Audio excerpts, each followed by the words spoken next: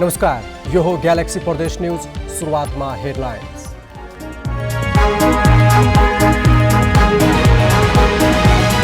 आज हरितालिका तीज, हिन्दू नारीहरू निराहार व्रत बसेर महादेवको पूजा आराधना गर्दै मिथिला क्षेत्रमा चौरचन पर्वको रमझम।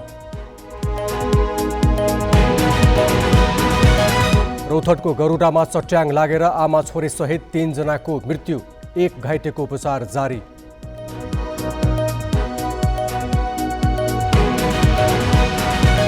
वन क्षेत्रका रुख कटानको अनुमति नपाउँदा कोहलपुर सुर्खेत 132 केभी प्रसारण लाइन निर्माण अन्योलमा।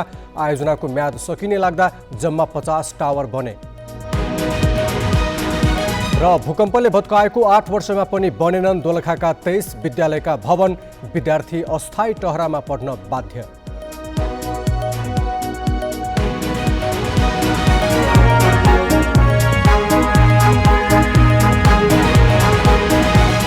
अब न्यूज विस्तारमा।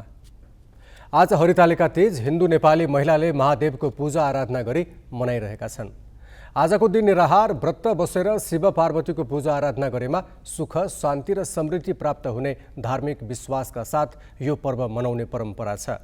अघिल्लो राति दर खाएका नारीहरूले तीजको दिन व्रत बस्ने र शिव पार्वतीको पूजा गरेपछि नाचगान गर्ने समेत चलन छ। पछिल्ला दिनमा नेपालमा सबै धार्मिक समुदायले यस पर्वलाई पारिवारिक सुस्वास्थ्य र दीर्घायुको कामना एवं विश्वासका साथ श्रद्धापूर्वक मनाउने गरेका छन्। तीजका अवसरमा राष्ट्रपति विद्यादेवी भण्डारीले शुभकामना व्यक्त गरेकी छन्।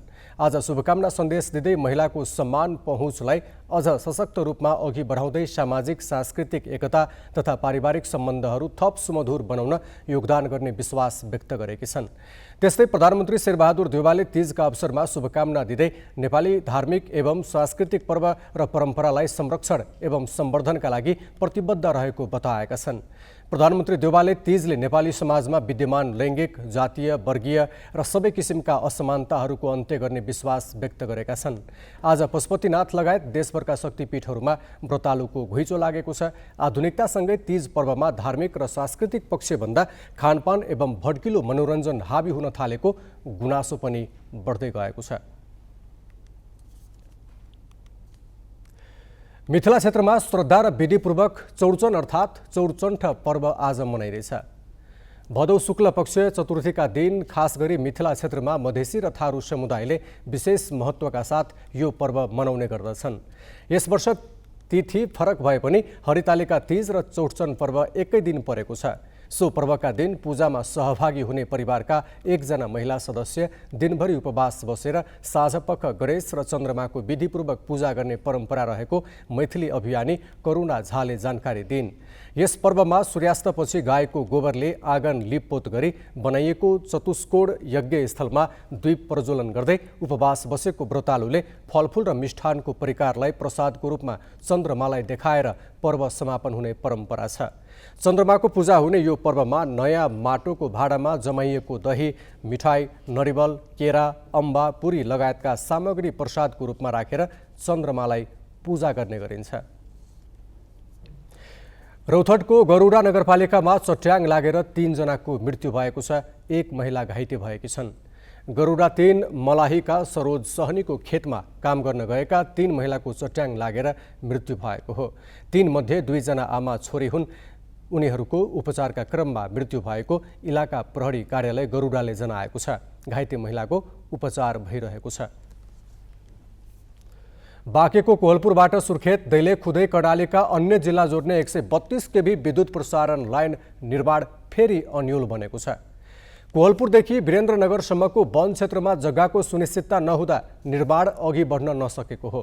रुख कटानमा आयोजना अल्झिरहँदा ठेक्का सम्झौताको मिति सकिन लागेको छ। हाल 33 केबी प्रसारण लाइनमा छिनछिनमा आउने खराबीले पटक पटक बत्ती आउने जाने समस्याबाट कर्णालीवासी अजित छन्। तर कर्णालीकै लागि विशेष महत्त्वको विद्युतीकरण योजनाको रूपमा हेरिएको कोहलपुर सुर्खेत 132 केबी प्रसारण लाइन निर्माण भने फेरि अन्योल बनेको छ। विद्युतसँग सम्बन्धित कुनै उद्योग कल कारखाना खोल्न खोज्छ, उसले चाहिँ बत्ती पाएको छैन समयमा।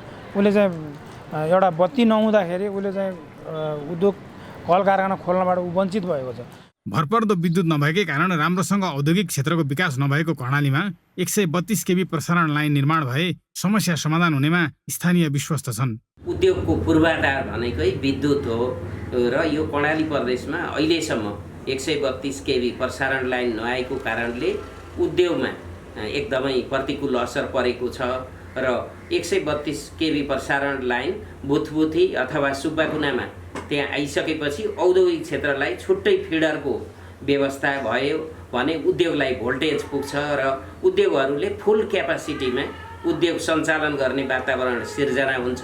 बाँकेको कोहलपुरदेखि वीरेन्द्रनगरको सुब्बाकुनासम्मको 51 किलोमिटर प्रसारण लाइनमा झन्डै 41 किलोमिटर वन क्षेत्र पर्छ। वन र निकुञ्ज क्षेत्रकै कारण आयोजना अघि बढ्न सकेको छैन।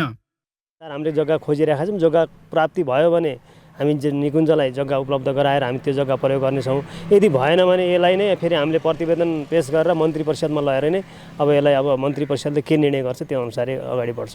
2079 भदौ 30 गते निर्माण सम्पन्न गर्ने गरी भारतीय कम्पनी आरएस इन्फ्रा प्रोजेक्ट प्रालीले 70 करोडमा निर्माणको जिम्मा पाएको थियो। 1.5 वर्षसम्म कोरोनाले प्रभावित बनेको आयोजनाले हालसम्म 50 वटा टावर मात्र निर्माण गरेको छ। निकुञ्ज क्षेत्रको रुख कटानको अनुमति नपाएसम्म आयोजना अघि बढ्ने स्थिति देखिँदैन।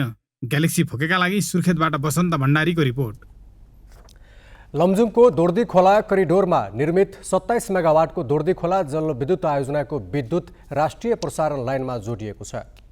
हिमालयन पावर पार्टनर लिमिटेडले 3 महिना अघि निर्माण सकेको आयोजनाले आजदेखि विद्युत परीक्षण प्रसारण सुरु गरेको हो।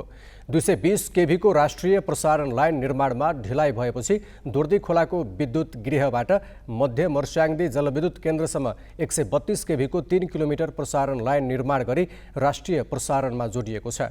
पानीको बहावमा आधारित यो आयोजना 2071 फागुनबाट निर्माण सुरु भएको थियो भने आयोजनाका लागि करिब 5 अर्ब रुपियाँ खर्च भएको छ। आयोजनामा गैर-आवासीय नेपालीद्वारा स्थापित एनआरएन इन्भेस्टमेन्ट लिमिटेडको 35.7%, आइएमई ग्रुपको 34.3% तथा स्थानीय र सर्वसाधारण 30% लगानी छ। आयोजनामा प्राइम कमर्सियल ब्याङ्कको अगुवाईमा 8 वटा ब्याङ्कले 75% ऋण लगानी गरेका छन्। अब बाँकी न्युज। दोलखाको कालिन्चोक गाउँपालिका स्थित लाफिलाङ माविका विद्यार्थी जस्ताको अस्थायी टहरामा पढेको 8 वर्ष भयो। 8 वर्ष अघि गएको भूकम्पले भत्किएको विद्यालय अझसम्म पुनर्निर्माण नहुँदा विद्यार्थी टहरामै पढिरहेका छन्। नयाँ पक्की भवन कहिले बनिसक्छ भन्ने कुनै टुङ्गो छैन। विद्यालयको जग्गामा निर्माणाधीन भवन अलपत्र छ। अस्थायी टहरा समेत एकै ठाउँ छैनन्। 1 किलोमिटरको दूरीमा 2 ठाउँमा विद्यालय सञ्चालन हुँदै आएको छ। बाल कक्षादेखि कक्षा 5 सम्म एक ठाउँ र कक्षा 6 देखि 12 सम्म अर्को एक ठाउँमा पढाइ हुन्छ। उतापट्टि आउँदाखेरि एकदम डिस्टर्ब छ। उतापट्टि बोलेको यतापट्टि डिस्टर्ब हुन्छ। बच्चाले ठुल्ठुलो पढ्यो भने अर्कोपट्टि पढाउनै सक्दैन। 72 देखि अहिलेसम्म टिएलसी नै भयो। त्योभन्दा अन्त बस्नै पाएकै छैन। यसपालि दसैँ पछाडि चाहिँ तिहार पछाडि हामी जुन कुनै हातमा त्यहाँ पुरा नभए पनि हस्तान्तरण नगरे पनि हामी त्यहाँ बस्ने भन्ने सोच्छौँ। नभए सबै सक्दैन भन्ने कुरा गर्छौँ। टहरामा विद्यालय सञ्चालन गर्दा शैक्षिक उपलब्धि समेत खस्किएको छ। शिक्षकले राम्रो पढाउन सकेका छैनन्, विद्यार्थीले पढ्न सकेका छैनन्। विद्यालय भवन बनेपछि राम्रो विज्ञान प्रयोगशाला बनाउला र शैक्षिक सामग्री प्रयोग गरेर पढाउला भन्ने शिक्षकहरूको रहर 8 वर्षदेखि अधुरै छ। यो जस्तामा अथवा टिएलसीमा पढ्दाखेरि अहिले त्योभन्दा त्यति बनाउन सकिँदैन कि अथवा चाहिँ शैक्षिक उपलब्धि त्यति निकाल्न सकिँदैन कि जस्तो लाग्छ। अब हेर्नु भएको छ क्लासमा पानी आउँदाखेरि बर्सात हुँदाखेरि क्लासमा पानी गएको देखिन्छ, जस्ता बच्छ। अलि अझ हेर्नुहुन्छ भने भूगोलले अलिकति हामीले खोलाले पनि अप्ठ्यारो अवस्था सिर्जना गरेको छ। झ्याल ढोका बिनाका जस्ताका टहरामा पढ्दा विद्यार्थीले निकै पीडा पाउँछन्। पानी पर्दा पनि समस्या हुन्छ, चर्को घाम लाग्दा पनि समस्या हुन्छ। त्यसमाथि अर्को कोठाका विद्यार्थीको आवाजले पढाएको पनि बुझिँदैन। पानी पर्दा नि डिस्टर्ब हुन्छ। अनि अब यतापट्टि सरहरू पढाउनुहुन्छ, उतापट्टि खाली छ भने उतापट्टिको साथीहरूले हल्ला गर्ने, अनि त्यस्तो त्यहाँ डिस्टर्ब पनि हुन्छ। भूकम्पपछि विद्यालयको 6 कोठे भवन बनेको छ। 500 भन्दा बढी विद्यार्थीका लागि त्यो पर्याप्त छैन। अर्को 22 कोठे भवनको योजना पनि आयो, तर ठेकेदारको ढिलासुस्तीका कारण फागुनमा पूरा हुनुपर्ने भवन अझै अलपत्र छ। लापिलाङ मावि मात्र होइन, दोलखामा 2072 वैशाखको महाभूकम्पमा भत्किएका धेरै विद्यालयमा अहिले पनि टहरामै पठन पाठन भइरहेको छ। एसियाली विकास बैङ्कले बनाइदिने भनेका 11, भारतीय दूतावासको सहयोगमा 10 वटा र चिनिया अनुदानका 2 वटा विद्यालय अलपत्रै छन्। विद्यार्थीसँग भने पक्की भवन बन्ला र पढ्न पाइएला भन्ने आशा गर्नुको विकल्प छैन। ग्यालेक्सी 4K का लागि दोलखाबाट दिलबहादुर केसीको रिपोर्ट। हिजो आज जुम्ला स्याउमय भएको छ। जुम्लाको स्याउ पछिल्लो समय अत्याधिक बिक्री हुन थालेपछि अन्य पेसा छोडेर जुम्लावासी व्यावसायिक स्याउ खेतीमा लागेका छन्। पहिले परम्परागत तरिकाले स्याउ खेती गरेर जीविका चलाउँदै आएका जुम्लावासी अहिले स्याउबाटै मनग्य आम्दानी गर्न थालेका छन्। जुम्ला गुठीचौरका मिन भण्डारीका परिवारले 2 वर्ष अघि 18 हेक्टर जमिनमा 37,000 फुजी जातका स्याउ रोपेका थिए। गुठीचौर एग्रो फर्म दर्ता गरेर व्यावसायिक खेती थालेका उनीहरूले जुम्लामै सबैभन्दा ठूलो बगैँचा बनाएका छन्। करिब 22 करोड लगानीमा सुरु गरिएको बगैँचामा अहिले रहर लाग्दा स्याउ फलेका छन्। यो वर्ष मात्रै बगैँचामा 1000 क्विन्टल स्याउ फल्ने अनुमान छ। हाम्रो 18 हेक्टर जमिनमा लगाएका छौँ। 37,000 बिरुवा छ र जम्मा हाम्रो 32 जना स्थायी कर्मचारी छन् र 50 जना आदि आजको दिनमा अर्को ब्लकमा हाम्रो काम गर्ने मान्छे छन् र यो फर्म निर्माणको लागि हाम्रो अन्दाजी 20 करोडदेखि माथिको लागतको अनुमान छ। गाउँमा स्याउ खेती फस्टाउन थालेपछि सिन्जा गाउँपालिकाका महेन्द्र शाहीले पनि सबै जग्गामा स्याउ लगाएका छन्। अन्य बाली लगाएर 6 महिना पनि खान नपुग्ने उनको परिवार स्याउबाट भएको आम्दानीले राम्रैसँग चलेको छ।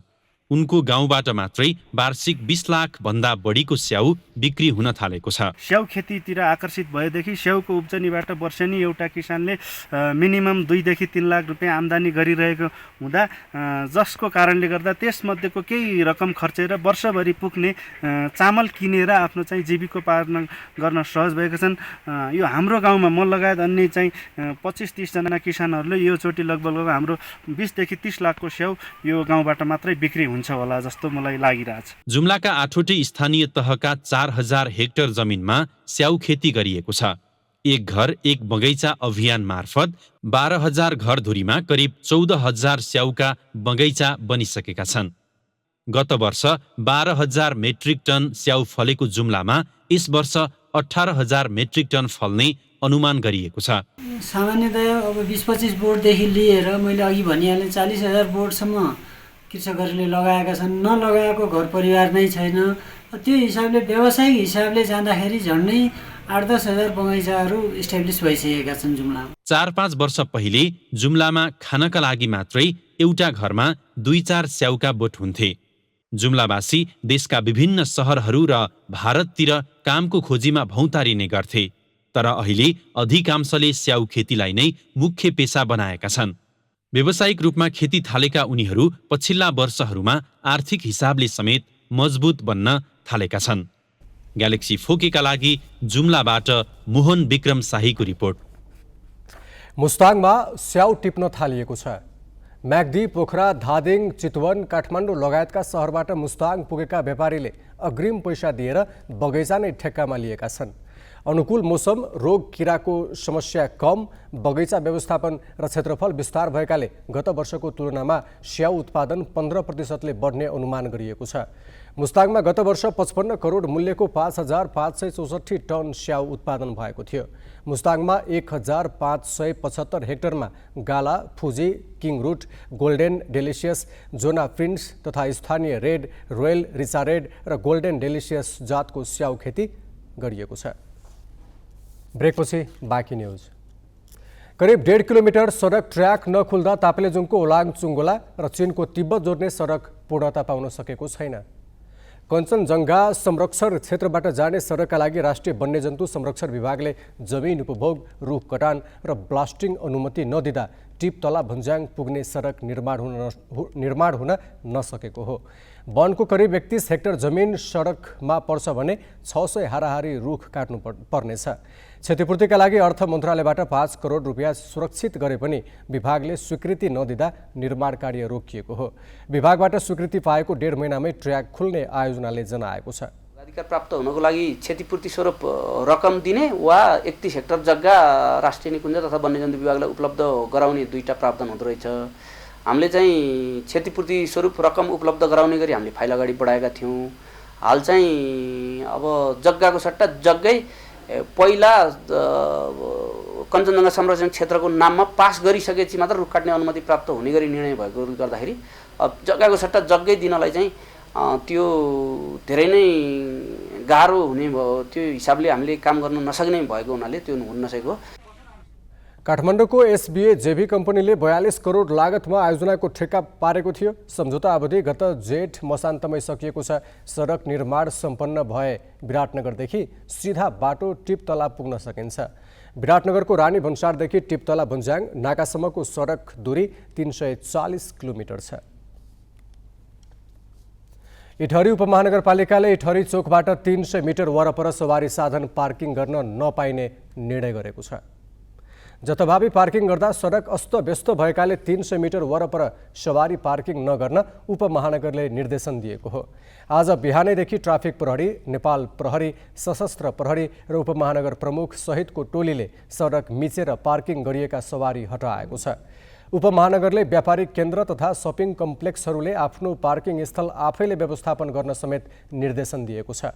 बेवास्ता गरे कानुनी कारबाही गरिने उपमहानगरले चेतावनी दिएको छ। हामी ग्यालेक्सी प्रदेश न्यूजको अन्त्यमा छौं। जाँदा जाँदै हेडलाइन्स।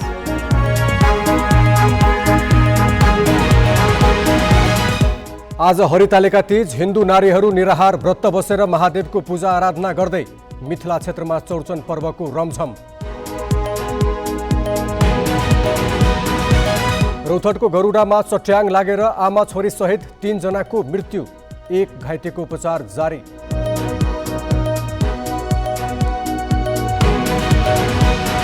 वन क्षेत्रका रुख कटानको अनुमति नपाउँदा कोहलपुर सुर्खेत 132 केभी प्रसारण लाइन निर्माण अन्योलमा, आयोजनाको म्याद सकिने लाग्दा जम्मा 50 टावर बने। र भूकम्पले भत्काएको 8 वर्षमा पनि बनेनन् दोलखाका 23 विद्यालयका भवन, विद्यार्थी अस्थायी टहरामा पढ्न बाध्य।